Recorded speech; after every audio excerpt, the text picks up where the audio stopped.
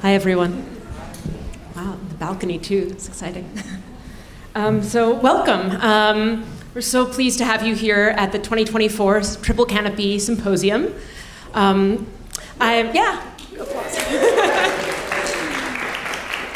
name is Molly Kleiman. I'm the director of Triple Canopy, and I'm pleased to welcome you all here in the room, as well as those who are tuning in via the live stream on YouTube or listening in from Wave Farm. We're so pleased to join you in any time scale or manner of engaging with us. If you're new to Triple Canopy, we are an art and literary magazine that works with contributors in a wide range of disciplines and manners and formats. We publish everything from multimedia essays to new works of fiction to very in-depth interactive artists' work for the web. We also organize screenings, public programs such as performances, conversations, and the types of events that we'll experience this weekend. Our goal is to navigate the digital and physical spaces where ideas and audiences take shape. And we publish much of our work online. We also organize public programs at our venue on Canal Street, so please come visit us there as well. In addition to larger cultural organizations around New York, like we're doing tonight, and beyond. So you can learn more about what we do on our website, of course. And tonight, I want to just introduce the symposium as a gathering that we've been thinking of as an in-person, real-time instantiation of the magazine. We want you to experience our considered approach and wide-ranging curiosity. Our aim is not simply to comment on culture, but also to collaborate closely with artists and writers who produce it. In this vein, we've been working to break down the line between cultural criticism and cultural production. Thinking about artists and writers as critics, as well as thinking of critics as producers of culture themselves. So for the past 2 years, we've had a very important partner in producing our symposium, an entity called Critical Minded that supports cultural critics of color. And so we're really grateful for their support. We're also really excited this year to be working with Roulette, who has been a wonderful partner. So thank you so much for being our hosts. And we'd also like to thank the many people and institutions who've made this program possible, including our board of directors, Publisher Circle, and Director Circle members, many of whom are here tonight as well. We hope that this can be festive over this next 2 days, so please enjoy snacks and drinks here in the main auditorium. All donations to the bar, it's all suggested donations, it all goes back to help support Triple Canopy, so we're very grateful for you to enjoy fully. In the main lobby, you'll also see we have books and totes by Triple Canopy, as well as a pop-up by Bungee Space, which is a wonderful collective that's also based in Chinatown near our headquarters. And finally, Triple Canopy is a nonprofit organization, and so pretty much everything we do is free to attend, like this symposium. But of course, it's not free to organize, and we always want to compensate and support our contributing artists and writers fully. So we're very grateful for any support you can give, and please be in touch with me or my colleagues about that, and we have QR codes in the lobby if you want to support. Any donation is wonderful. And we couldn't be more excited about this year's lineup of activities over tonight and tomorrow. So tonight's program will begin shortly. A lecture by feminist icon Silvia Federici. We're really thrilled. And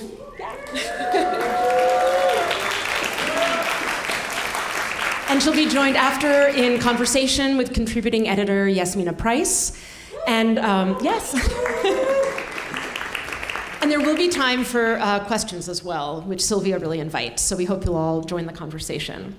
I also just want to give a little pitch for the rest of the programs that we have during the symposium. So we ask you, please stick around for tonight's evening program, which starts at 8:30, so it'll be about a 15-minute break, when James Kennitz-Wilkins will lead us a reading of a screenplay. I can't say more, it's all very super secret. Tomorrow, activities begin. We'll regroup at 2 p.m. and we'll have a debate about AI and the myth of creativity. We'll have a roundtable analysis of the culture industry today. We'll have a personal meditation on the franchise Survivor, as well as 2 performances in the evening that are both about and of possession. So with that, I am thrilled to introduce my colleague, Kieran Finlayson, who's a wonderful writer as well as a senior editor at Triple Canopy.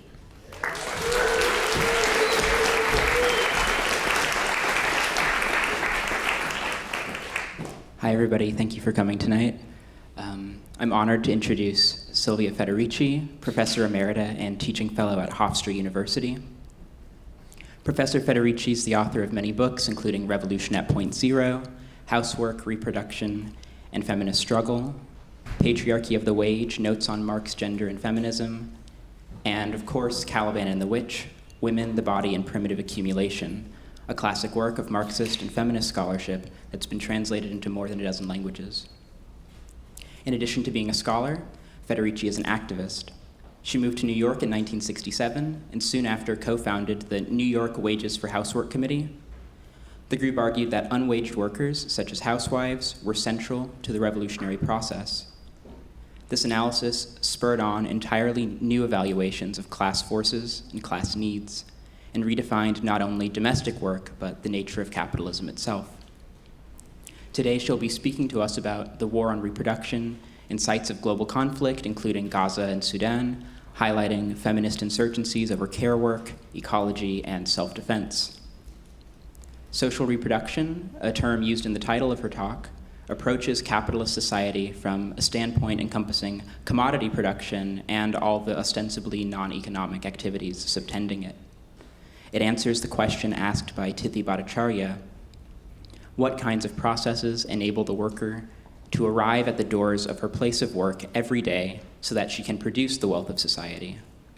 It's a term encompassing not only the vital politics surrounding cooking, cleaning, and childcare, but also public transport, schools, libraries, welfare provision, and too many other practices to name, all the manifold activities that raise the social wage.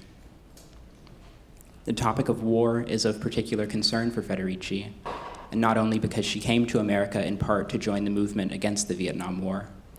She was born in Mussolini's Italy, in Parma, a communist stronghold, during the first year of the Final Solution. She's written movingly about running from bombs to the outskirts of the city, hiding in fields with her mother and sister. While Federici is best known for her groundbreaking scholarship on the European Middle Ages, she's a thoroughgoing internationalist and has written about politics in Palestine and across the African continent throughout her career. She spent several years teaching at the University of Port Harcourt in Nigeria and is a co-founder of the Committee for Academic Freedom in Africa. After her lecture, Federici will be joined in conversation by Triple Canopy contributing editor Yasmina Price, who's a New York-based writer and film programmer completing a PhD at Yale University. Price's work focuses on anti-colonial cinema from the global south and the work of visual artists across the African continent and diaspora, with a particular interest in the experimental work of women filmmakers. So please welcome Silvia Federici.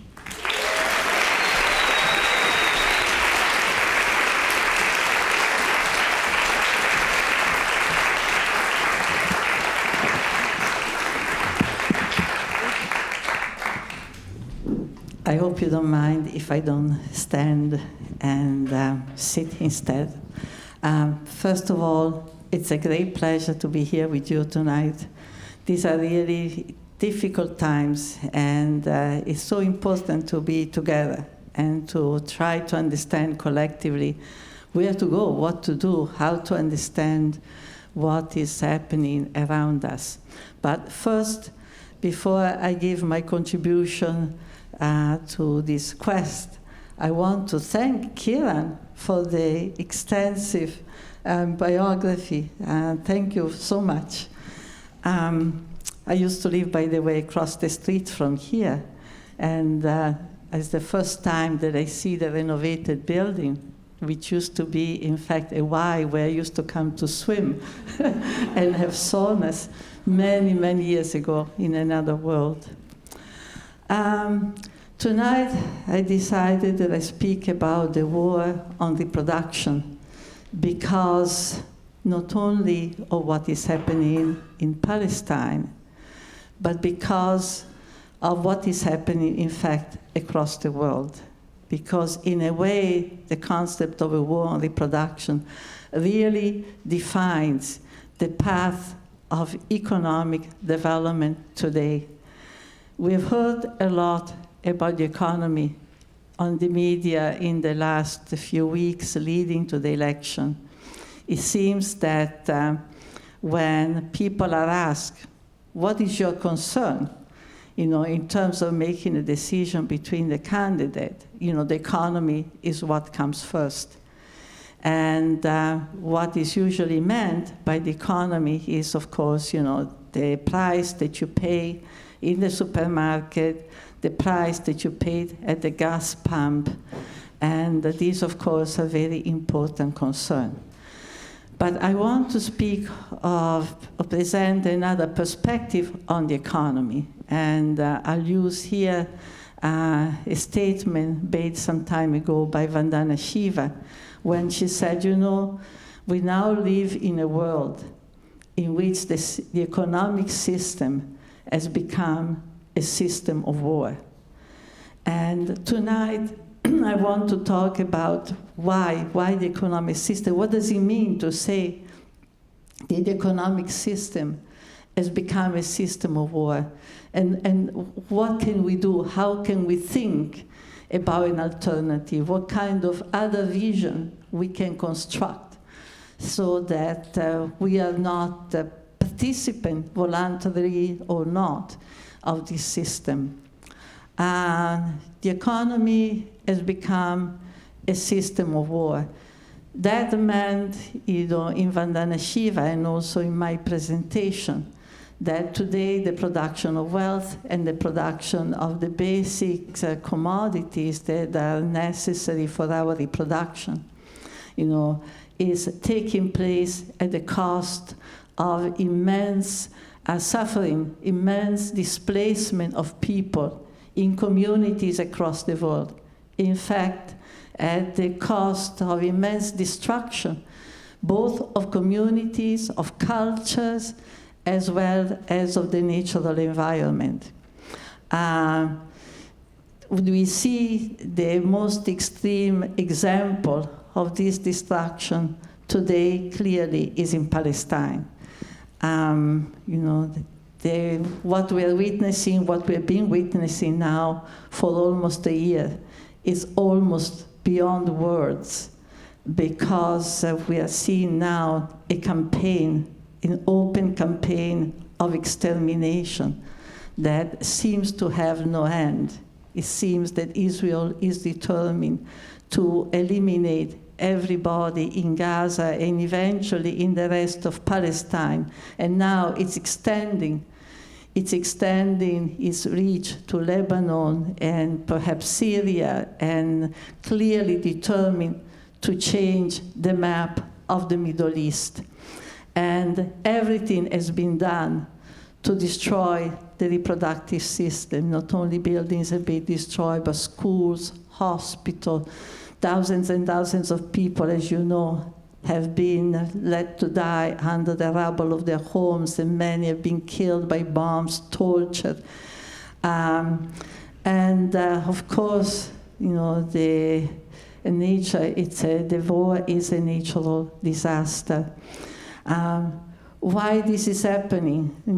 Obviously, this is a completion of a long process that began in 1948 with the institution of Israel as, in a way, the watchdog for the Middle East, the watchdog, the guardian of an area that is probably, from the point of view of capitalist development, one of the richest in the world. It's the area of the oil fields. And of course, as soon as Britain left, the United States, with the oil companies, took over, and Israel has become the country, the government that is in charge of guaranteeing that generation and generation of people in the Middle East will not be able to reclaim the wealth that was taken away from them by colonial domination. And we now see that this process, has accelerated. The campaign against Palestinian people has clearly accelerated, in recent time, clearly because of the new wealth that has been discovered off the coast of Gaza and off the coast of Israel itself, in the form of a massive deposit of natural gas and oil that presumably amount to $500 billion. And so this is a very extreme case. I think that what we are watching now in Palestine has almost no equivalent in a long time since Nazi Germany, and I think the comparison is not out of place. But at the same time, it would be a mistake to see it also as something that is specific, that is in a way, out of the norm, that has a logic of its own. In reality, the logic that is driving, the destruction in Palestine, that is driving the killing, that is driving the expulsion, is a logic that today can be found operating in so many parts of the world. Today, before I came here, I was on a Zoom with a group of women in Brazil who has spent a year doing a research among indigenous women, quilombola women, campesinas, and women were struggling in communities that are struggling for survival. And what they found all this work and these testimonies, has been that in fact, there is a genocide that is taking place. There is a genocide that is not so obvious, so evident, so visible, so openly supported by all the big governments of the world. But still is a genocide in the form of extractivist companies that are going into communities, either for mineral extraction or petroleum drilling, or agribusiness. Agribusiness was coming, privatizing land and expelling hundreds and thousands of people in many parts of Latin America, and to plant soya, to plant fruits and vegetables for the external market, for export. So that in fact, the same kind of destruction of community, culture, languages, and the same kind, of dispossession, displacement, the kind of dispossession which then, of course, it's at the origin, of the huge migration movements, the huge, migration processes that we are witnessing, and of course, what an irony, that the very country, the very system who are responsible for making life impossible, in the areas from which so many are departing, are in fact busy now criminalizing the same immigrants. Obviously, they want people to die in the place where they are, even though all the resources that they have are being taken away from them. The waters they have are being contaminated, by agrotoxic, pollutant. The lands, are being used. They used to be used for crops, are now being used to dig lithium or other forms of mineral necessary for the digital economy. So I want to say there is a continuity between what we see, for example, in Palestine in the most extreme and barbaric form, and what is actually happening across the world. Clearly facilitated, and here there's a long story in which, perhaps is not possible to go into now, but certainly facilitated, by the drive that in the 1980s and 90s was begun by the IMF and the World Bank, with their structural adjustment program, and following the organization by the US Federal Reserve of the global debt crisis. In 1979, by manipulating the cost of the dollar, the United States, created a global debt crisis, which in fact meant that a lot of countries, particularly the countries that were coming out of colonization, who had made an anti-colonial struggle and had gained some sovereignty, countries that had taken loans for development, by manipulating the interest rate on the dollar, those loans became unpayable. And so we have a global crisis, which is something obscene in itself. For example, to think of countries of Africa, which has been robbed, sacked, expropriated of its people and its wealth in every possible way, to think that they have a debt to the international community, imagine. But then what happened, as you know, that's when the IMF, International Monetary Fund, the World Bank came in to provide loans with conditionalities, and those conditionalities were such that basically they reinstituted a colonial situation. They reinstituted complete dependence from countries who had just become independent, on the international dictate of the major leading capitalist country. So this is why, among those conditionality was, of course, the open door policy, opening the door to every company that will come in the name, of course, of debt repayment.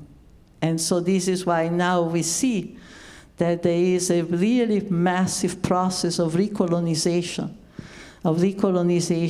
but in the sense that, once again, the wealth of much of the so-called third world, much of Africa, much of Latin America, a great part of Asia, is being now sacked again, exported, and the communities from which the wealth is coming are now plunged into poverty, desperation. And this is why we have war across the world. A war that takes many forms. In many cases, a war that has armies, or a war that is organized in more traditional way, like the bombing by Israel, the bombing of Lebanon, the bombing of Palestine.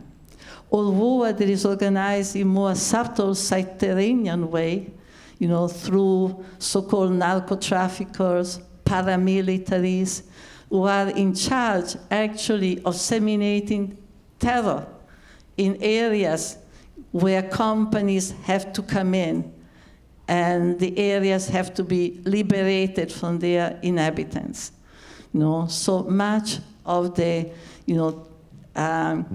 counterinsurgency and the war of terror, of course, has had a very important role here, because the United States has a major, major role in these processes, if not the dominant role. That has meant that a lot of places, people are terrorized so that they have to leave, so that in fact the areas are made available, for new forms of investment, new forms of, extractivist projects. So war itself has changed its character, because though it takes different form, one common denominator is that it's a war that is directed to destroy the forms of reproduction that people have.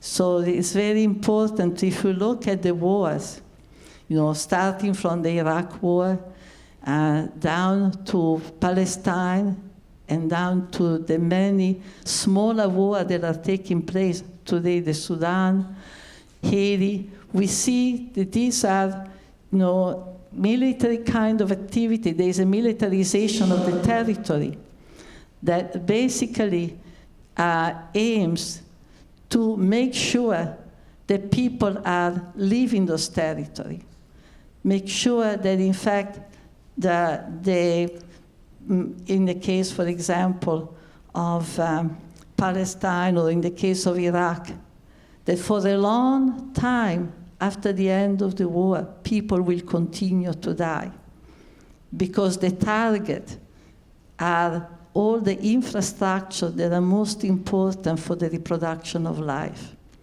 Iraq was an exemplary case. The United States destroyed, as in Palestine, destroyed hospitals, destroyed pharmacies, companies that produced medicine, bridges, outfits that would purify water, electrical system, something that in effect guarantees that people cannot continue to live in these places. So why should we be concerned with this situation? Why should we be concerned? Most of the devastation is taking place in the so-called third world, although there is a lot of devastation, impoverishment also in the United States, but should be concerned for many, many reasons. First of all, the bombs that are being launched in the different areas and the expulsion are not only affecting the people that are being destroyed by them, are also affecting our society. We can foresee already all the cuts that are going to take place, all the cuts that are going to take place in the next decades because of compensating for the immense, extraordinary investment that this country is making in war. We have seen now that almost every week, almost every month, trillions of money are going. The United States has supposedly spent in the last 20 years 4 trillion in the war against Iraq and against Afghanistan. And now we are seeing millions and millions going into the armament that is being directed to Palestine, and who knows to whom, because the war is clearly extending way beyond the borders of Palestine. So clearly, this is going to have a tremendous impact in a country where we're already seeing that after centuries in which the United States, together with the European community, have been, in fact, robbing, sacking the wealth of the world through his many corporations. Nevertheless, we still have so much poverty. Nevertheless, we have so much inequality. And we can foresee that that is going to increase, that is going to intensify. We are told now that, for example, within 9 years, the social security system in this country is going to collapse. We are going to told the Medicare, Medicaid, these are all going to be in crisis areas, and the major cuts. This was yesterday on the news, that there is no funding. Imagine, there is no funding, but there's a tremendous funding for warfare. There's a tremendous funding for war. And the militarization of life that we have witnessed across the world, the increasing militarization is not stopping at the borders. It's actually coming and part now of our daily existence. We have seen now that it's practically impossible even to utter the most obvious truth without, in fact, being targeted, being vilified, risking losing a job, risking being expelled from a school, if not risking to be beaten up, if that denunciation turns into an act of active protest. So this is certainly an important reason why what is happening in the world, the fact that the economic system has been turned into a system of war, is something that should be of immediate concern for us. But secondly, also, is that we have to think of what does it mean? What does it mean to live into a world where the destruction, immense destruction of human life is completely normalized? What does it mean to live in a world where it is possible to actually massacre, torture, imprison in the most brutal way thousands and thousands of people, where it is possible by paramilitary, by all kinds of, through assassination of journalists, to prevent the news to be spread? Is it possible to displace, millions of people from their native land? And where, despite the increasing climate catastrophes, nothing is done. In fact, it is anticipated that the climate situation will continue to deteriorate. What does it mean to live in a world? What meaning it gives to what we give, to what we do? To place our own life, our own aspiration into this context, which is a constant of very generalized misery and generalized distortion of the truth. And third, we are living in a system that has organized our own reproduction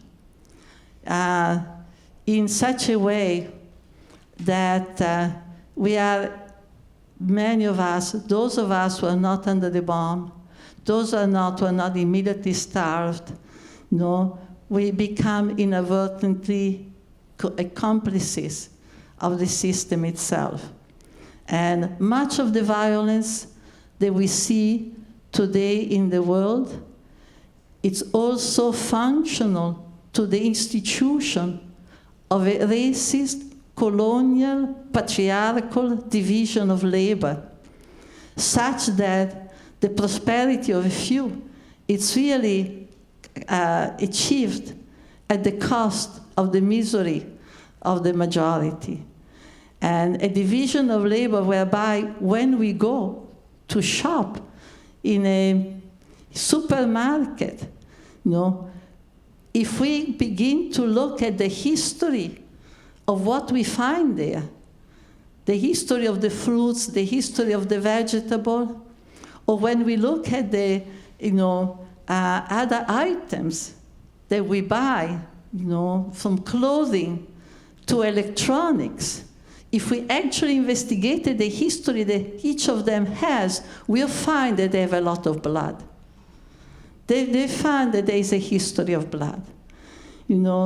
In Africa, they used to speak of diamond as blood diamond. They used to call them blood diamond because so much of the diamond industry and extraction was built with tremendous amount of violence. Then now, more later, they began to speak of blood computer, because in order to extract the minerals that go, and then the water that goes into the computer that is necessary to produce a computer, not to speak of iPad, iPhone, etc. Right? A tremendous amount of destruction has to take place. A whole militarization of areas needs to be displaced, right? A division of labor that, in fact, puts our needs, puts the satisfaction in our needs, at the cost of the immiseration of so many people that we'll never know, and we are never aware of what in fact is behind, the history of what we're using. It has come to me some time ago watching a movie, a documentary, that perhaps some of you have seen, called Zone of Interest. It's a documentary, for those who haven't seen it, that shows that in Germany, during Nazi Germany, side by side to the concentration camp, like side by side in Auschwitz, there were residential areas for the Nazi officers. And so the side by side, you actually had people, children playing, women organizing their housework, etc. Once in a while, you heard screams, but it was all very muffled, everything very muffled. And but I thought, oh my God, we are becoming a big zone of interest. We are becoming a zone of interest because in reality, we are in fact,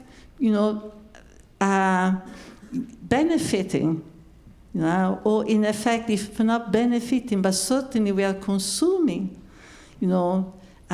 because of this very perverse colonial and racist division of labor, international division of labor, right? We are in fact involuntarily accomplices and in bystanders of an immense amount of destruction of the life, the community, the culture, the languages of people in many parts of the world. So this is to say that when we speak of the economy, we have to take a broader vision than the economy understood as the price of gas at the pump.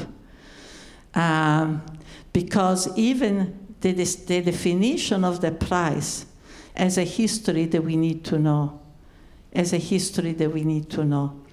Now, I should add, not to indulge in a kind of, world pessimistic point of view, that a lot of the violence, or the incredible violence, which is now displaced in so many parts of the world, including the United States, it's a violence that is in response to the tremendous struggles that the people are making to defend their territory and defend their bodies. I was reminded today, but it's something that it's not a secret, that all over Latin America, for instance, there's a tremendous struggle in so many communities, usually led by women, who are particularly, affected by this development, by this war on the reproductive system of their community, both because as women they are especially vulnerable, and particularly the whole process of procreation and child raising, and also because being the one who are in charge of the reproductive system of their community, they understand much more strongly, much more intensely, much more directly. What does it mean when the air and the water are contaminated? What does it mean, for example, when agrotoxic pollutants, are going into the waters that are used for the cooking, or used for the washing, or used for people drinking, or when the air is contaminated, and or more exposed to the violence, or when the people are coming in, with paramilitary, with guards, and with men often coming from the outside, doing a very hard work, and getting drunk, and so on. Community after community, women speak of not being able, even during the day, often to go out whenever a mine enters into the town, because they are afraid of being molested, they are afraid of encountering some form of violence which did not exist prior in their communities. So there is a struggle that is taking place, and a struggle that is not only defensive, is not only against, but is also a struggle that is creating new forms of existence, new forms of communitarianism, because it's become very, very, very clear that isolated, and in isolation from each other, you are almost defeated. You are immediately defeated. And so they're coming together, they're creating collective forms of reproduction, as well as creating collective forms of self-defense, right? And breaking down the walls that have been instituted through the myth of privacy, breaking down the individualized ways in which reproduction is organized, in a capitalist society. The breaking down that it's really, at the same time, the best form of defense. Defense of the forest, defense of the waters, defense of the coastline, which now are studded with aeolic windmills, so that the entire fishing community are being wiped out. All through Latin America, fishing community are being wiped out along the coast, because in the name of clean energy, actually you have all these windmills, and they're pushing away, But these struggles are also creating new forms of existence that are very powerful, that are very inspirational. And so the question now with which I want to end my presentation to you is what do we need to do? What do we need to do in order to create another world? Clearly, what we need is something very systemic. It's very important to be out in the street. It's very important to organize wherever we are, in every form in which we can today. It's very important to say no. It's very important to actually oppose. But we also need a long-term vision for how we change the system, because this is a system of death. This is a system, this capitalist system, which has been so destructive throughout its histories, has been genocidal from its beginning, being built on slavery, built on colonialism, built on conquest, a system that has brought 2 world wars with millions of people destroyed. Then now, with time to really say enough and to think of a vision beyond this system. And I think that when we take that, the first response is that we feel overwhelmed. How can we imagine to transform a society, right, that has been growing for hundreds and hundreds of years, and has had the advantage of accumulating, its destructive power through the sacking, the robbing of the wealth of the world, and in a way has continuously destroyed, histories, cultures. But I think that at the same time, we can begin to not to feel overwhelmed by the task. Not to feel overwhelmed by the task. First of all, the question of thinking collectively, working collectively, organizing, as now it is happening in so many parts of Latin America, collective forms of existence, collective forms of reproduction. And also beginning to examine how in our day-to-day life, and I don't propose that this should be done only individually, but done collectively, how in our everyday life, we are made accomplices of the system. How in our everyday life we are made to operate in such a way that we continue and reproduce and perpetuate this system, which is a system that at the other hand of the world or in another country is in fact destroying the life of people and destroying the life of cultures, destroying the life of nature. I think that if we begin the process, then we see that we have something in our hands, because this immense war on our reproduction actually could not exist without it's being continuously reenacted and refueled by our own action, by our own attempt to create a life for ourselves. So as a feminist, I see the feminist movement as a particular role in this process, because as much as the confinement to which millions of women historically in a capitalist system, have been confined, the oppression of, reproductive work, the exclusion from many areas of activity. Nevertheless, that confinement, generational upon generation, generational confinement to reproductive work, has also created a certain knowledge, a certain sensibility. I'm not interested in glorifying women. We see now that many women are capable of, horrendous crime too.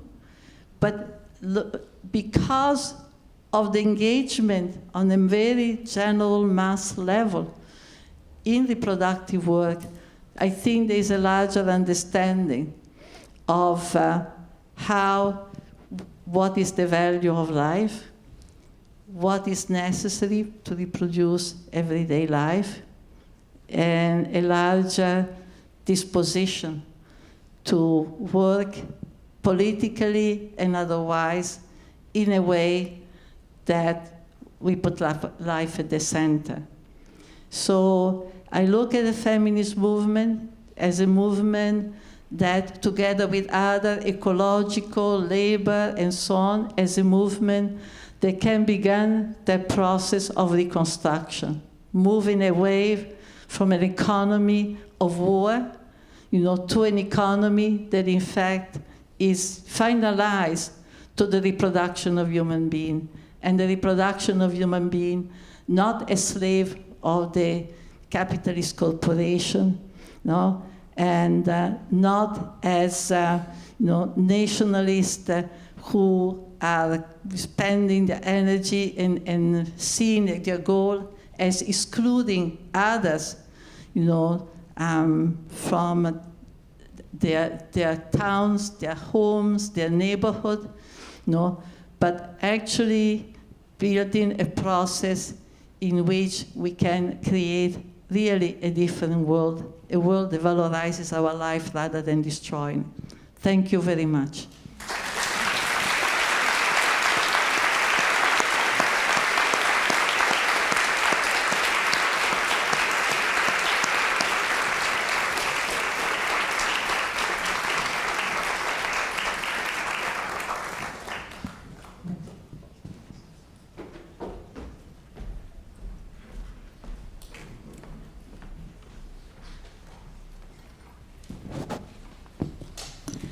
Silvia, thank you for your political clarity, which I think is as needed as it's ever been.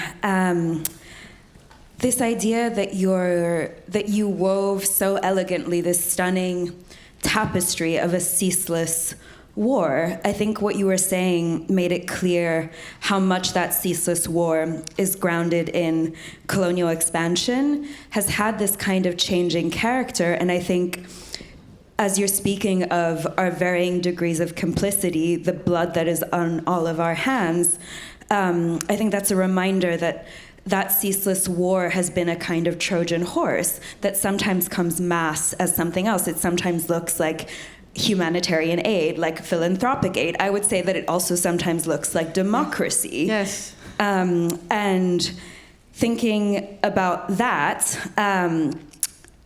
it also, I think what is so important about, again, this kind of tapestry that you're weaving through so much historical continuity is that I think it suggests that this is also a war on memory. Because if we have this kind of constant amnesiac structure, that's the thing that allows us to not see what are structures of predation and dispossession that are acting as though there are promise of liberation. So I wonder what the role of rooting ourselves or re-rooting ourselves in historical struggle is, or the role of ancestors, the role of storytelling, of this kind of relay that we need. Yeah, this I think is very, very, very important. Look what is happening now in Palestine, destroying the archives, destroying the schools, destroying the histories, right? Because it's that history of struggle, history of resistance that really is continuous, the resistance. It's what gives people a sense of identity. We speak much of identity, but it's also to the history of the struggle.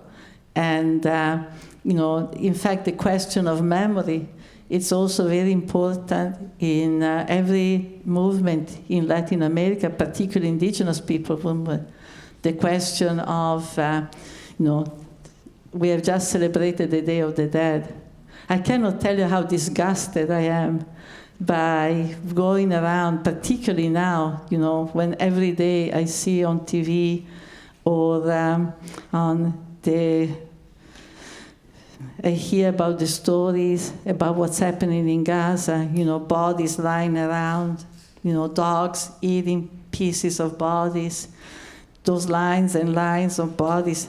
And then you walk around in my neighborhood and it's all skeletons and skeletons and skeletons. And I'm thinking, but where are these people who are putting this skeleton? Where do they live?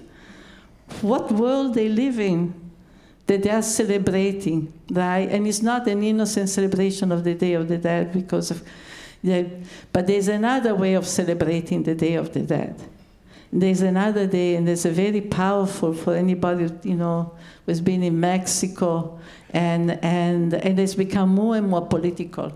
The question of the ofrenda, the question of the memory, the question of, not allowing the people who have, preceded in the struggle to be forgotten, to make sure that they are presented, to make sure that they are continuously, that the past is not forgotten, and how that becomes a very important element of resistance. And I've heard over and over women saying to me that because we have a different conception of death, for us death is not the end. That gives us courage, even in situations in which fighting, puts you into incredible risk of your life. And so, the question of not only recuperating land, which is now a key thing, the question of recuperating land, because that's, I was talking about what vision about not being accomplices. One thing means to regain some autonomy with respect to our reproduction, regain some autonomy so that we are not umbilically tied to the very same corporation who are killing, expropriating, and impoverishing entire communities in order to produce food for the American market or food for the European market. Well, in terms of the accumulation by annihilation that is happening in Palestine, because the question of land is so pertinent there. You were speaking about the destruction of the libraries. There's also the destruction of the olive groves, of the food systems, of everything that makes life possible. And I know that in your work, you speak about the conjunctions of land, of women, of life, of war. And I wonder if there is maybe even a kind of parallel between this ceaseless war that is functioning through the privatization of the military, the privatization of the land, a kind of parallel there in the way social reproductive work and domestic work is also privatized and is hidden away. And then what emerges from that conjunction of women, ecology, socially reproductive labor? Yeah, I think that what I was saying before, the breakdown, in this capitalist system, I mean, particularly since the last 2 centuries, like the nuclear family. The nuclear family has become, for women, a kind of prison, but also has meant really weakening people's possibility of resistance. I mean, if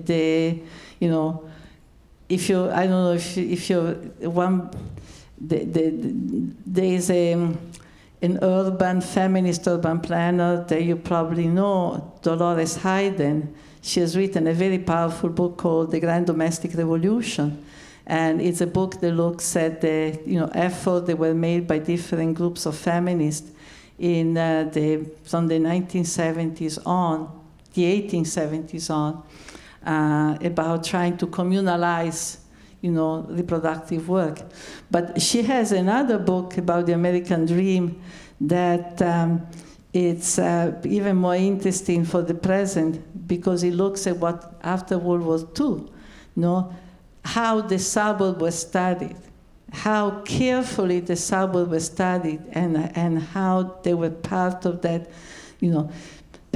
and they were studied very carefully because men were coming back from the war who had a strong collective experience, who thought that they had gone to fight for democracy. And over several years of war, they had developed a big bonding with the other men near them because they realized their life depended on them. And so the fear that this bonding would then translate into struggles. This was much of the thinking behind the creation of not only the suburb, but the little houses, separate, far away from the place of work, all separate from each other. Even the lawn was studied, right, to keep the men busy on Sunday. So he wouldn't go to a union hall, but he would stay there and mow the lawn up and down. And then they would be given, in these new houses, they would be given a room, the room of the man, so that he could paddle around if he had a little time. The man cave. But keep him busy. Yeah, keep him busy, right? And so how effective that isolation, that separation, and the whole story of privacy, everybody in their little home, was into weakening the struggle. Right, and not creating some sort of allegiance to the system. Yeah, and I think that that's exactly the walls that we have to break down. I think that's exactly the kind of, separation, isolation that has to hand to create a different world. Yeah. Because we absolutely need some kind of interdependence. Absolutely. But then the question I would have, because I think solidarity is the word that we need to keep calling on, but something I know that I fear a lot is that the other side of solidarity is betrayal, because because we have so many ways out there, because if you have any degree of leverage or safety, it means that when it comes down to it, you can break out of that bond that you said you would claim in order to protect your own survival. So I wonder, in your life, of someone who has not only thought and written so much, but for whom that's been so interwoven with your work amongst people, what are different practices, strategies, forms of interdependence that you've seen created that can really, because we need to be able to protect our solidarity. I think that solidarity in the best way to create something that that is not also momentarily, has to have some material basis. And that's why I've been particularly interested and particularly inspired, not to say that it's not taking place in the United States, on the contrary, But in Latin America, for example, the coming together and the placing of life together, for example, all this collective outfit that have been created over the last 50 years, usually in response to a crisis. I began to be interested, when I was looking at the response of people, the resistance in Chile after the coup, for instance, and find that the first forms of resistance was women coming together and bringing the cooking pots into the street, right? Beginning to cook out, so that a lot of people who were no food whatsoever might be able to join. And also, to create a collective cooking was a way of circulating information, was a way of winning a sense of desperation and paralysis that everybody was feeling when so many were being disappeared. And this has continued in particular moment of crisis, right? This communitarian, which now has led to the urban gardening, to the assembly as a form of decision-making, to collective or taking care of children, in the comedores populares, to all these forms that are very fundamental to create a material change in their life, a material change, a sense of the opening of new possibilities, which then also translate into a broadening of the vision of what is possible. Thank you. And now we have time for audience questions and a mic. There's a mobile mic somewhere. Karen has it. Thanks so much for your talk. On this note of acting collectively and working collectively, I think that's so important. And I've also seen and been a part of many groups trying to do that and seeing the difficulties of that. And I think it makes sense. Growing up in North America, those skills are not fostered and built. And I'm wondering if there's any particular resources or advice you have when there is the intention to work collectively and build collectivity, how to do that within a system that's organized against that. I don't know if I had to say my experience, because, I have many years, and, I, particularly at the beginning of my political activism, I've also been very burnt many times. And I've learned, first of all, that when we come together, we have to come together with an understanding of all the limits, the scars that we carry with ourselves. By the time you're, an adolescent, and even earlier, in this society, you have so many scars, right? You're always afraid that other people are going to take advantage of you, that you're going to afraid that, many times some forms of violence have been exercised against you. So when you join a group with all the desire, enthusiasm, and solidarity, but very soon, you may be, afraid, and this is where problem many times occur. And so I think that it's been very important, I think, in organizing collectively, to also factor that, to understand that, yes, we are not joining in a movement as perfect human beings, that the petty jealousies, competitiveness, fears of being taken advantage of, and so all those things continue. But there are ways in which you can defend yourself from it. If you recognize that part of being in a struggle is also so you can change yourself, that we can harm each other if you're not also ready to have a great latitude and being understanding, fully understanding of what are the problems that we may enter when we begin to organize. No? So that to me would be probably one of the main concerns. No? I think that there is also the question of the long term. The question of creating, that's why the question of reproduction is so important.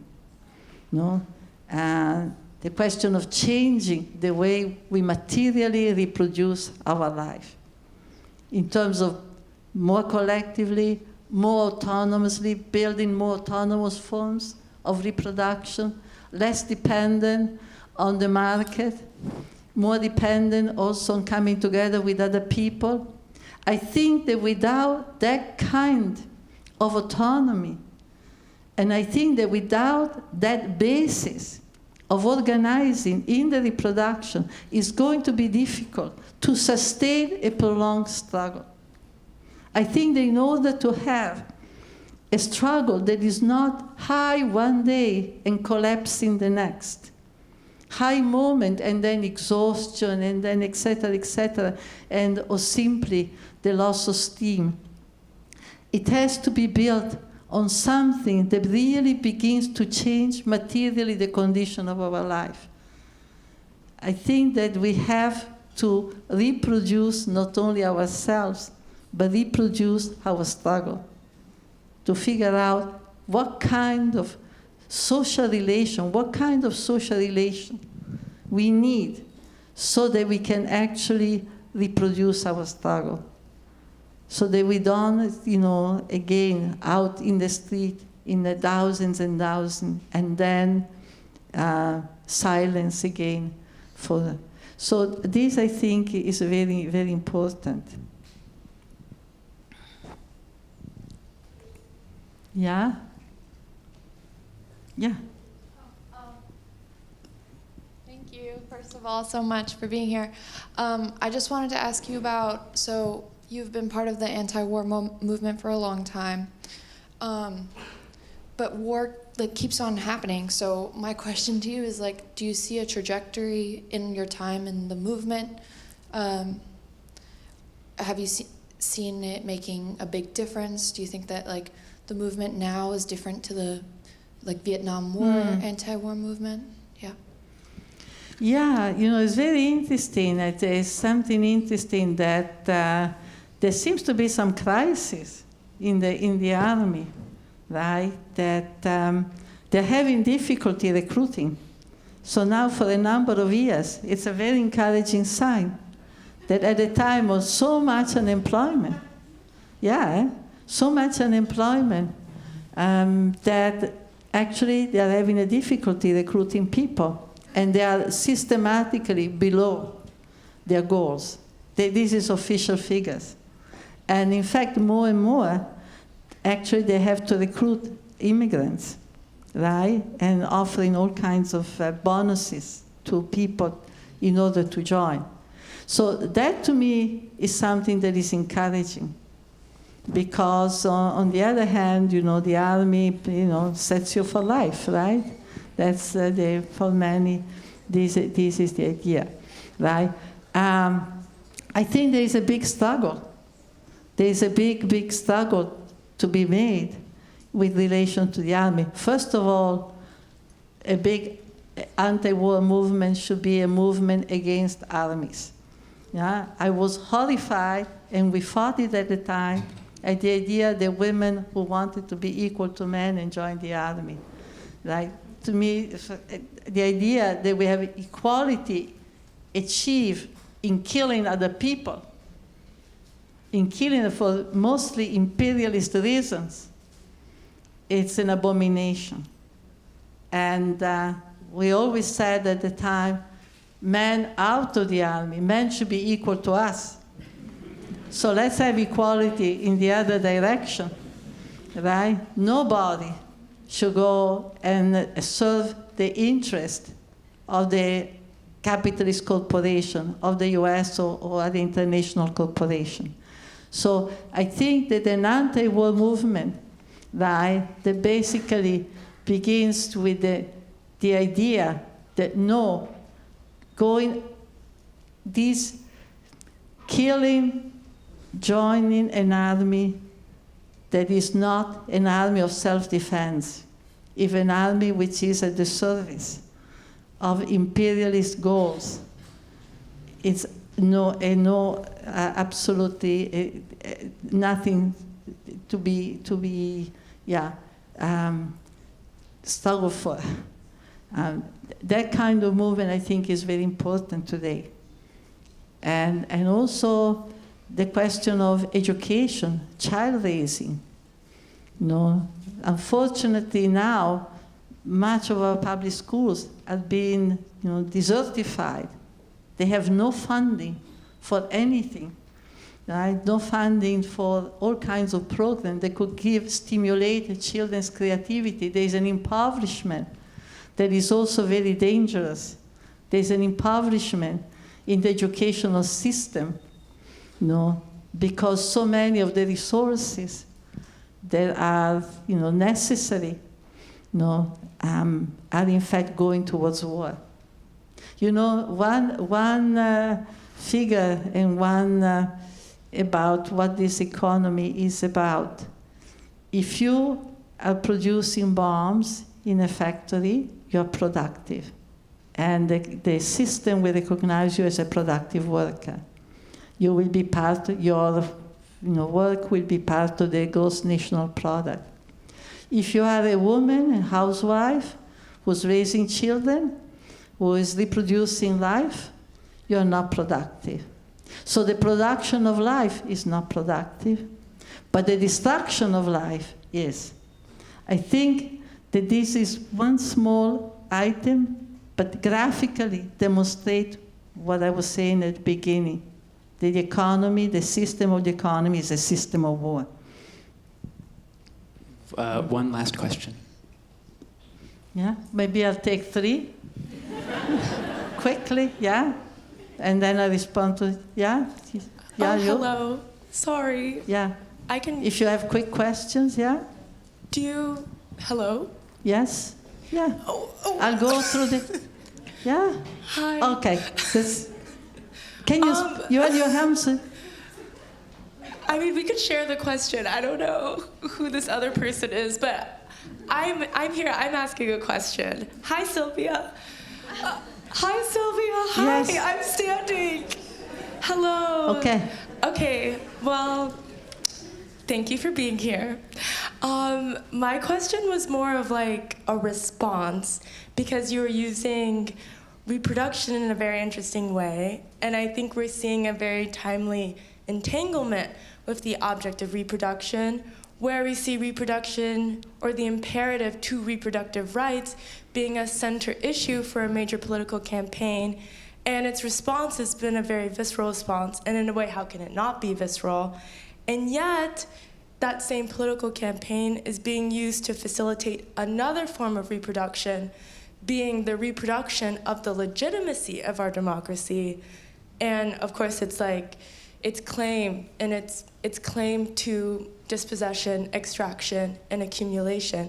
And so reproduction is, there's a dissonance there in the types of reproduction, and obviously it's operating on different registers, but I wonder if you had a response to it and what you're observing. Thank you. Yeah, okay, so there were 2 other quickly, 2, yeah? Yes, okay, well, let's move quickly. If you have a hand up, speak up, yeah? Well, thank you so much for being so generous answering questions. I guess my question is about the dual useness of reproduction, as in they're in like ultra-religious right-wing groups. They have been reproducing more as a way to gain political leverage by having more votes in the long term. How do you think about the issue of like the dual use of reproduction? Because you mentioned like reproduction as like a key leverage to build solidarity. But so they're having more children in order to have more votes? Yes. Good luck. So they must be sure that the children come out the right way. Yeah. The last question we can take. Okay. Quickly, yeah. Yeah, thank you. This is also a question about reproduction, but cultural reproduction, and specifically thinking about complicity here in the so-called imperial core in relationship to cultural reproduction, and we could say the sort of complicity of cultural institutions, museums, galleries, etc. And I was wondering if you might be able to speak to that in relationship to everything you mentioned, the war machine, etc. Thank you. Yeah, and then there was. Yeah. I think we probably should cap the questions there, just because we're running a little over. No, for me, it's so important to have a sense of what's in people's mind, and this is one of the reasons I usually also come to speak, not only because I think it's important that my words be heard, but because I want to hear what you have to say. So this is for me, it's always a problem when they. There's a question of reproduction. Words, we have to be careful because words can mean so many things, right? So they have to be placed into a context, right? And, we use the concept of reproduction in the 80s, 70s, in order to, in a sense, make more specific the work, the difference between the work done in the home and the work done in, for example, in a context of wage work. It was very much debated. Many women didn't like the idea of reproduction because they felt that it had a very naturalistic, the naturalistic quality, and that we should speak of production of life. Right, but so reproduction gives the sense of this continuous, repetitive cycle in which but the reproduction of you're referring to, right, procreation, and is now being used, of course, by the Democrats, or this. I'm not saying that it's not important. Reproductive rights are extremely important. But we see now this liberalism. So Biden was talking about, student debt. And now they're all for reproductive rights. Not that they've done much, in past decades to really guarantee, because it's not enough to even have the law, as important as it is, on the paper. It is also important to create the economic condition whereby people, women, can actually exercise those rights, and also create the economic condition where, for example, if a woman decides to have a child, she can raise that child. Whereas we know today that the majority of women in working class in the United States, in fact, are completely, even when they work outside their home, they are completely overwhelmed by debt, and they are rarely capable of actually sustaining autonomous, their life and their life of their family by their work, right? So I'm really very skeptic about the largesse of the Democratic Party, in weeks and months before the election. But certainly reproductive rights are important. But I don't think it's enough to boost reproductive rights to say that this is democracy. It is not enough when you do not respect the reproductive rights of people in other countries. And when you destroy every day, actively support the destruction and cooperate in the destruction of thousands and thousands of people, and most of them children, as is taking place now in Palestine and in Lebanon and God knows where tomorrow. So that is not enough. Culturally, yes, culture is a bit battleground. Culture is a bit battleground, and you're artists. And so the enclosure of art, There is an enclosure of fields where you put the fences so that not everybody can go in. And then there's an enclosure of art for the few. And this, of course, art should be brought back. Art should be part of every moment of our life. Art is a necessity. Art is like breathing. It's a necessity. And if you look at the life of people, I say every time I've gone to, in Latin America, for example, to an indigenous market, I'm amazed. It's like better than going to a museum, right? Because you see, for example, this amazing that we peel as the work that is gone in making beautiful dresses, the decoration. This was done for the fact that you need.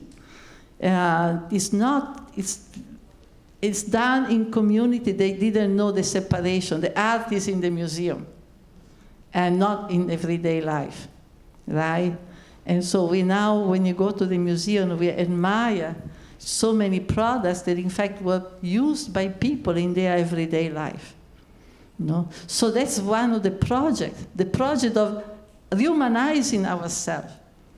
Part of the rehumanization of ourselves, which is what I'm talking about, is also reintegrating art into our existence. And I've seen that happening already by art becoming more collective after the death of George Floyd. It was amazing how all over the country you had these murals. You had communities coming together with some painter and so on, but everywhere there was a story that was being narrated. There was a story that was created. There was an identity that was being created. And that was a fantastic process to see. And I think that art is beginning, if I'm not wrong, I think art is beginning to actually move out. And there is among artists, the new generation of artists, I think. There is a refusal of the kind of, enclosed type of art that is connected with the market, the marketization, etc., and that has no support for the artist, and no attempt to really bring art into something that is part of our everyday life. Thank you very much.